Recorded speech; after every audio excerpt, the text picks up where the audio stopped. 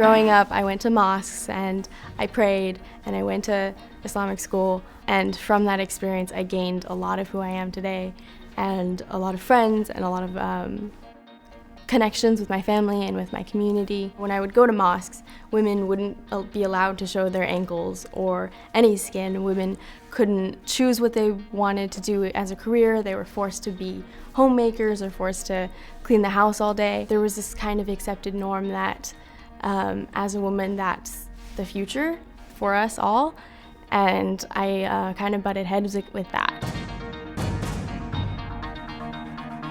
We were Baptist Christians, and I was raised as a Baptist Christian all throughout my life until I was 14, 15. I just kind of put God to that test of my scientific thinking, and he didn't survive, and I just let him go. Did a lot of research and a lot of thinking, and took my questions seriously, and here I am.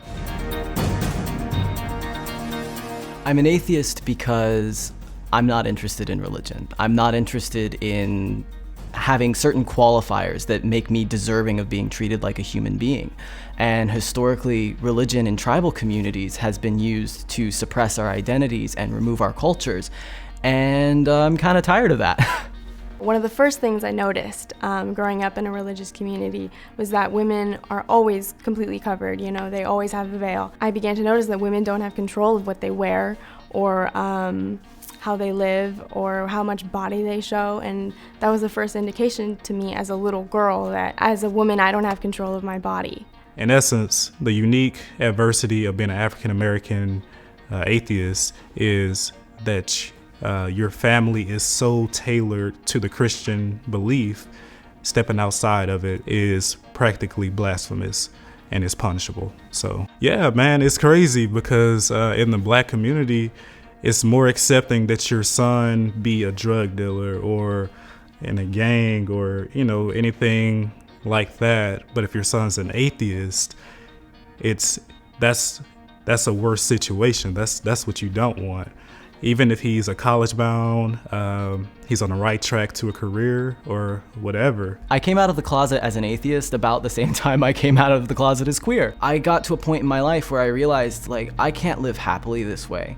I can't allow myself to be fully human and exist within this religious context. And I realized that religion is inherently dehumanizing. Those things about you, your culture, your heritage, your sexuality, these things that are inherently human, you're told to withhold from yourself and to abstain from. Seeing these norms and ideals kind of motivated me to refuse that sort of oppression and this culture of discrimination, and to speak out, to go after what I want and what I desire, and to not be ruled by religion. African Americans weren't Christian when they first arrived in America, and the religion was forced on them by the slave masters.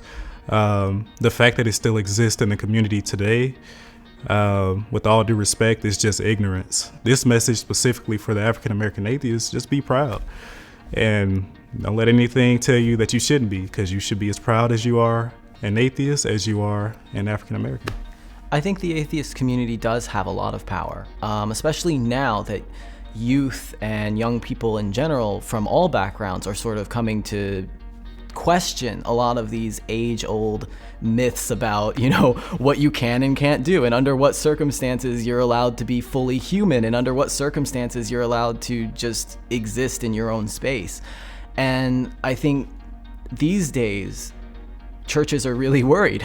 They are, because they know they're losing ground. They know people are waking up and not willing to just sit back and be a passenger in their life anymore. They want to be the driver. They want to do their own things. They want to live happily and feel fulfillment.